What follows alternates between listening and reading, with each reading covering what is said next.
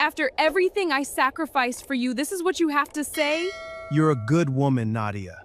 But good isn't enough anymore. Please don't leave me. What would you do if the man you sacrificed everything for looked you in the eye, in front of your friends, in a crowded restaurant, and told you that you were no longer enough? That was the night I became a different woman. I remember every detail. The smell of jollof rice and fried plantain floating from the kitchen, the loud laughter from the table beside us, the feel of my lace dress against my skin, the one I had saved 3 weeks to buy because Jason mentioned he liked me in yellow. I had done everything right that evening. Hair laid, lips glossed, heart open. Jason sat across from me, but his eyes were somewhere else. They kept drifting to his phone, to the entrance, to anywhere that was not my face. I reached across the table and touched his hand. He pulled it back.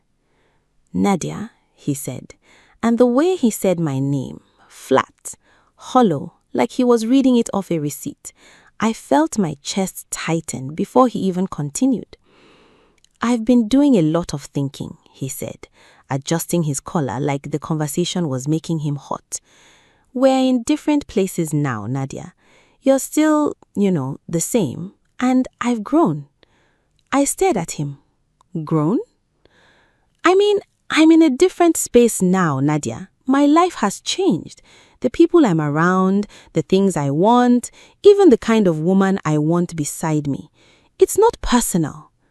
"Not personal." My voice came out quieter than I expected. "Jason, I paid your rent for 8 months when your business was failing. I lied to my mother and told her you were doing well because I didn't want her to think less of you. I skipped my cousin's wedding because you needed me at a pitch meeting that went nowhere. And you're sitting here telling me it's not personal?" He didn't flinch. That was the part that broke me the most. He just sat there, calm, like he had rehearsed this conversation 100 times and was finally delivering it, like a bill he was finally settling. "You're a good woman," he said, "but good isn't always enough." A woman at the next table glanced over. She had heard. I saw the pity in her eyes, and I hated it. I hated him for giving me that pity. I hated myself for the tears that suddenly burned at the corners of my eyes because I had promised myself. I had promised myself I would never cry for a man in public. I stood up. I picked up my bag slowly, deliberately. I made sure my back was straight and my chin was up. "Enjoy your growth, Jason," I said, and I walked out. But I want to tell you what happened on the inside, because that is the part they never show you. On the inside, I was screaming. On the inside, every step toward that door felt like walking on broken glass. I got into my car, and I sat there for 45 minutes before I could drive. I cried until my throat hurt. I cried until my eyes swelled. I cried the kind of cry that has no sound, the kind that shakes your whole body in silence. Because it wasn't just Jason I was grieving. It was the version of myself that had loved him so fully, so completely, that she had forgotten to leave anything for herself. That night, I made 2 promises. One to him, though he would never hear it, "You will remember my name." And one to myself, "Never again." Her name was Bianca. I found out 3 weeks later. Not from Jason, because Jason had already blocked me on everything before I even got home that night. I found out from Sonia, my closest friend, who called me on a Saturday morning with the kind of voice people use when they're delivering bad news and they know it. "Nadia, I need to tell you something and I need you to sit down first." I was already sitting. I was sitting in my small apartment, surrounded by fabric samples and unfinished designs, trying to pour myself into work because work was the only thing not actively hurting me. "Just say it, Sonia." He posted her on his Instagram. He tagged her and everything. They were at the rooftop lounge. The rooftop lounge. The same place he had told me was too expensive for now when I suggested it for my birthday last year. Bianca was everything Jason apparently wanted me to be. Light-skinned, long weave, designer bag on every photo. Her Instagram page was the kind that made you feel poor just by scrolling. She wore clothes that cost more than my monthly rent. She posted in places I had only seen in magazines. She was, in the language of Lagos men who had suddenly come into money, a correct babe. I looked at her pictures for exactly 7 minutes. I know because I checked the time before and after. Then I put my phone face down on the table, picked up my needle and went back to work. But I won't lie to you. Those 7 minutes destroyed me a little. Not because Bianca was more beautiful. Beauty is not a competition, and I had enough sense to know that. What destroyed me was the thought that had lodged itself in my chest like a splinter. Was I not enough? Was I never enough? I called my mother that evening, not to tell her what happened. I could not bear that conversation yet, but just to hear her voice. She talked for 20 minutes about a neighbor's son who had just returned from abroad, and I sat on my kitchen floor and listened and let her voice hold me together. My friend Efe came over that weekend. She brought pepper soup and a bottle of Malta, and she sat beside me on my small couch and said, "Tell me everything." So I did. I told her about the restaurant, about the 5 words, about Bianca's Instagram, about the rooftop lounge. Efe listened without interrupting, which was unusual for her. When she finished, she was quiet for a moment. Then she said, "Nadia, he did you a favor." I almost laughed. What kind of favor is that? The kind that hurts first and makes sense later, she said. A man who leaves you when you've been nothing but loyal is showing you exactly who he is. The question is, who are you going to show him you are? I did not have an answer that day, but that question sat with me. It sat with me when I woke up at 3 in the morning with a hollow chest. It sat with me when I saw Jason's post and felt the twist of something ugly and hot in my stomach. It sat with me when Bianca appeared in a photo on his arm at an event, smiling that wide, practiced smile, and Jason was looking at her the way he had never once looked at me. Who are you going to show him you are? I did not know yet, but I was beginning to understand that the answer was entirely in my own hands. The first month after Jason left, I was barely functional. I won't pretend otherwise. I woke up tired. I went to sleep tired. I would sit in front of my sewing machine and stare at the fabric for an hour without touching it. My appetite was gone. My motivation was somewhere on the floor of that restaurant, somewhere beneath the table where Jason had sat and told me good wasn't enough. But I kept going, not because I was strong. I was not strong. I kept going because I had rent to pay, and a younger brother in school, and a mother who had worked too hard for me to fall apart. So I worked. My fashion business, Nadia Couture, which I had started 2 years earlier from a single second-hand sewing machine in my one-room apartment, became my lifeline. I poured everything I had left into it: the heartbreak, the anger, the humiliation, the grief. I stitched it all into fabric. I stayed up until midnight cutting patterns. I researched online. I watched tutorials. I saved money I did not have and bought better equipment. Slowly, very slowly, things began to shift. A woman named Flora, who worked at a law firm on the island, found me through Instagram and commissioned an outfit for her company dinner. She wore it and her colleagues asked who made it. 3 of them contacted me that same week. Then, Flora told her sister Lara, who was planning a traditional wedding. Lara told her friends, and suddenly, not overnight, not in a magical moment, but over months of grinding and grinding and grinding, I started to become something. I moved out of my one room and into a proper apartment, small, but mine. I hired my first assistant, a girl named Favor who was 20 years old and could sew faster than anyone I had ever seen. I opened a proper Instagram page with professional photos. I rebranded. I raised my prices. And when I raised my prices, the kind of client I attracted changed. Sonia dragged me to a networking event in October.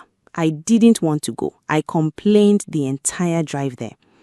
And that night, I met a woman named Clara who ran a luxury boutique on Victoria Island. Clara liked my work. We talked for an hour. By the end of the year, Nadia Couture had a placement deal with Clara's boutique. I also started therapy. My friend Efe had been gently pushing me toward it for months, and I finally went. I sat in a small, quiet office in Ikoyi and told a calm woman named Dr. Ruth everything. Jason, the restaurant, the years of giving and giving and giving, the way I had slowly made myself smaller to make him comfortable. Dr. Ruth listened. Then she asked me a question I did not expect. Nadia, when did you last do something purely because it made you happy? Not for work, not for someone else, just for you. I couldn't answer. I sat there and I could not think of a single recent thing. That was when I understood what Jason had actually taken from me. Not just a relationship. He had taken the habit of choosing myself, and I needed to get that back. So I started small. I joined a dance class on Saturday mornings, something I had always wanted to do and always postponed.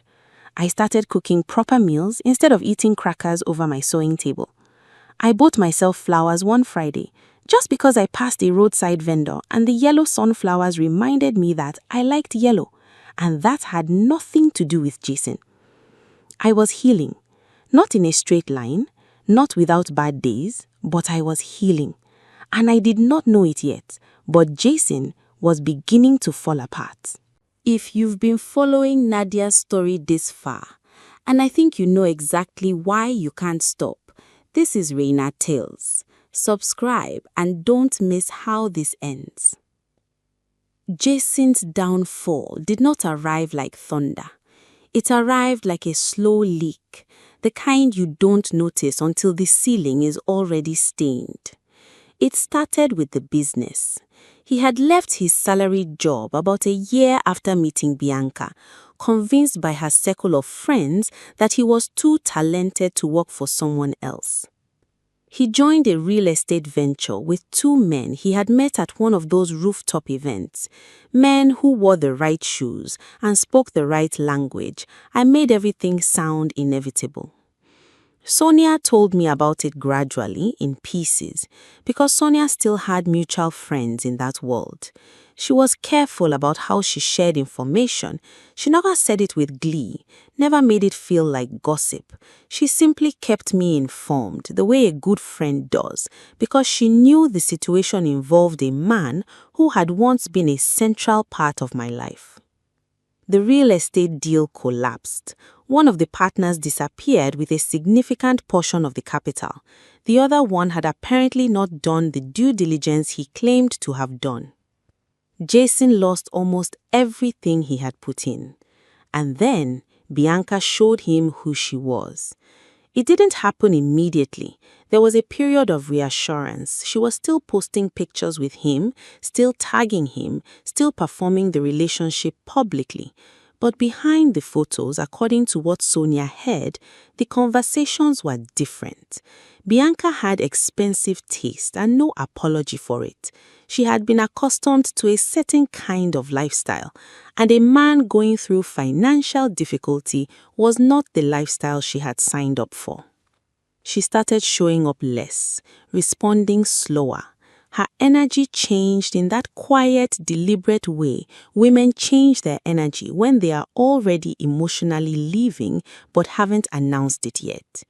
Then she was photographed at an event with another man, a businessman, older, obviously wealthy.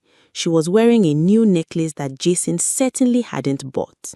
She did not even call Jason to explain. She simply posted the photos and let them do the talking. I felt many things when Sonia told me this. I want to be honest about that. Part of me felt something vindictive and hot, the human, ugly part that wanted to say, see? The part that had sat on that restaurant chair and been told good wasn't enough, and now wanted the universe to confirm that it was, in fact, more than enough. But beneath that, what I mostly felt was tired. Tired for Jason even. Not sympathy, no, it was not sympathy. More like the distant, quiet recognition of watching someone walk into a fire you tried to warn them about. Because I had never hated Jason, that was the complicated truth. I had been devastated by him. I had been humiliated by him. But hate requires a kind of active energy I simply did not have for him anymore. He had made his choices, and now he was sitting inside the consequences.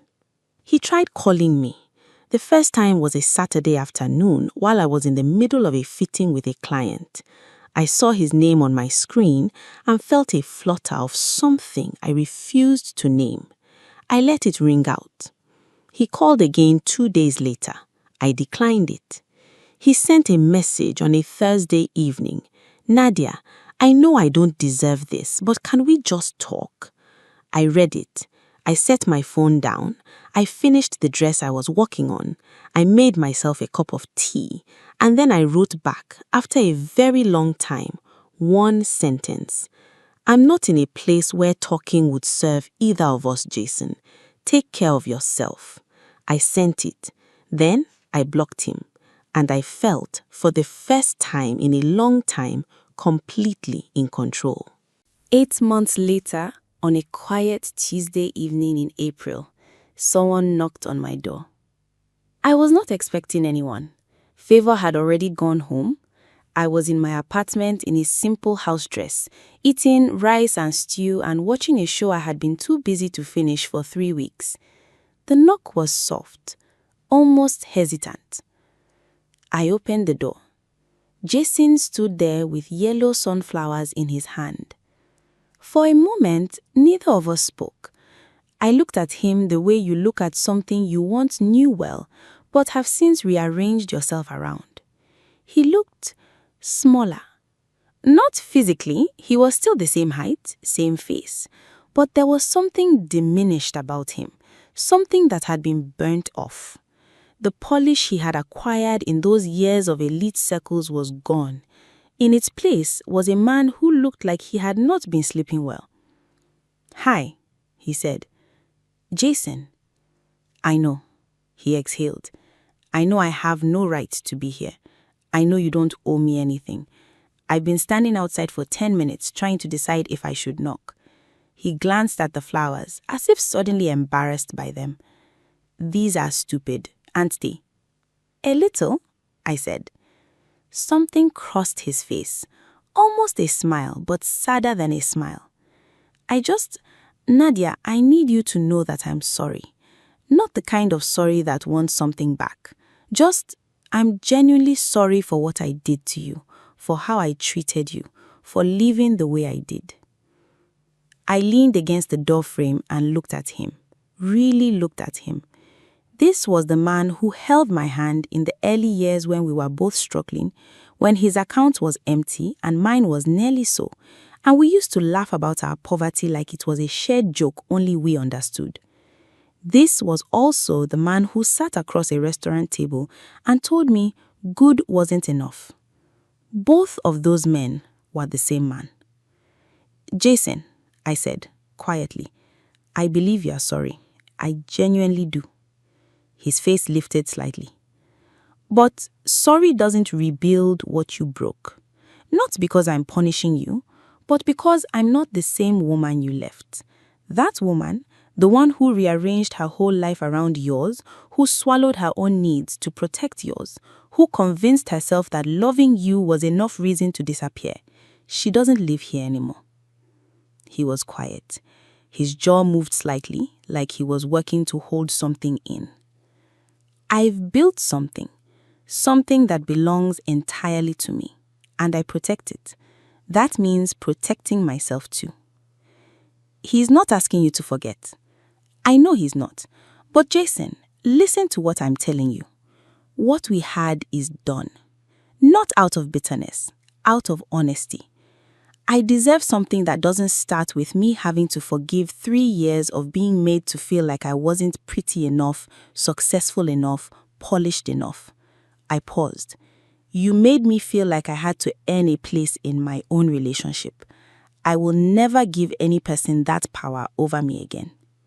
He nodded slowly. His eyes were wet. I knew that about him.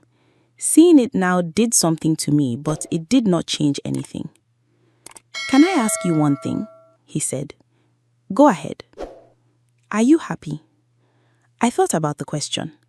I thought about the dance class on Saturday mornings, about Flora and Lara and Clara, about Favor's laugh in the workshop, about the apartment that was entirely mine, about the woman in the mirror who had learned, slowly and painfully, to meet her own eyes.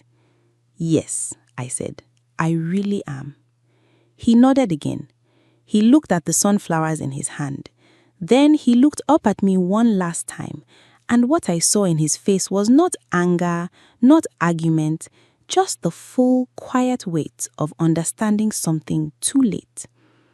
"Take care of yourself, Nadia. You too, Jason." I closed the door. I stood with my back against it for a moment in the silence of my apartment. My rice was going cold. My show was still playing.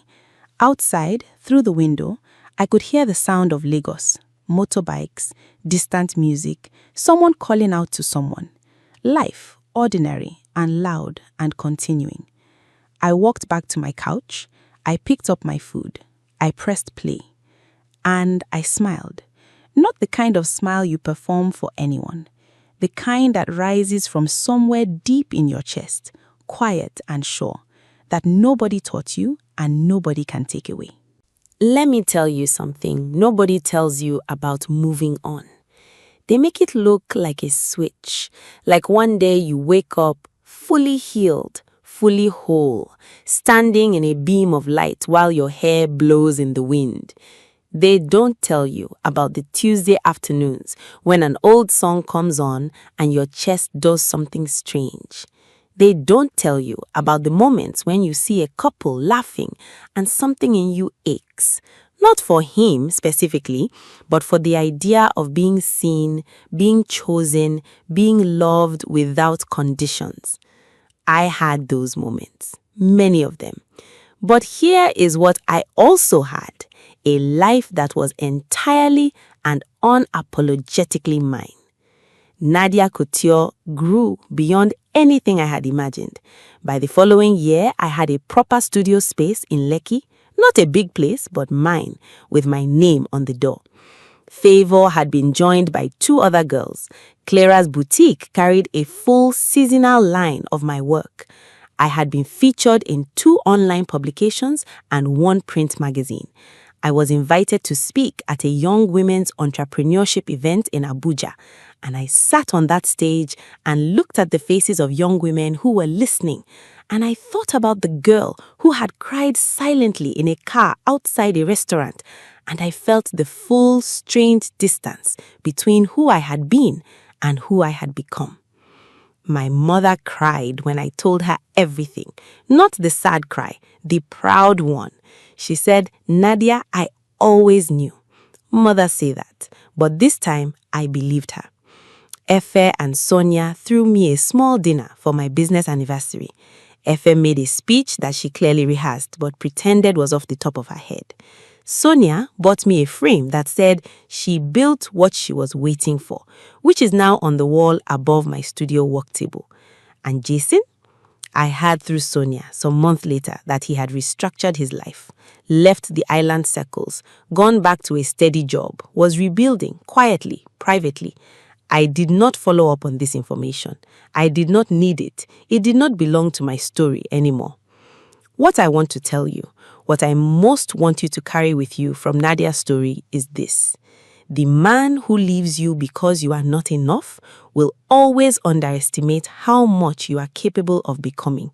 He cannot see your future because he was never equipped to. And that is not your loss. That is his. Every woman who has been compared and found lacking by someone who loved her conditionally deserves to know this. The comparing was never about your worth. It was about his limitations. A man secure in who he is does not need to diminish the woman beside him to feel taller. Nadia stood by Jason through every struggle. She fed his dreams when her own were hungry. She poured herself out like water into soil that took everything and gave nothing back. And when he poured her out, she gathered herself, drop by drop, stitch by stitch, day by day, until she was full again, until she was more than full. The same man who walked out of that restaurant, leaving her standing in her yellow dress, he came back. He came back with sunflowers and apology and genuine regret. And Nadia, who had once been so afraid of losing him that she had almost lost herself, looked at him from the doorway of a life she had built entirely with her own hands. And she chose herself. That is the ending. Not a man's return, not a revenge, just a woman standing in her own light, choosing herself completely that nothing and no one could dim it. And if you are reading this or listening to this, and you are standing in the middle of your own version of that restaurant, someone across from you making you feel like you are not enough, I want you to hear Nadia's voice. Get up, walk out, build. Not because they deserve to be left, but because you deserve to be found. First by yourself, and then, if you choose, by someone worthy of what you find there. This story was brought to you by Raina Tales. If this story moved you, if Nadia's story felt like someone opened a window and spoke directly into your life, subscribe to Raina Tales. Share this with the woman who needs to hear it today. And leave a comment below. What would you have said at that door? Because some doors, when you close them, become the beginning of everything.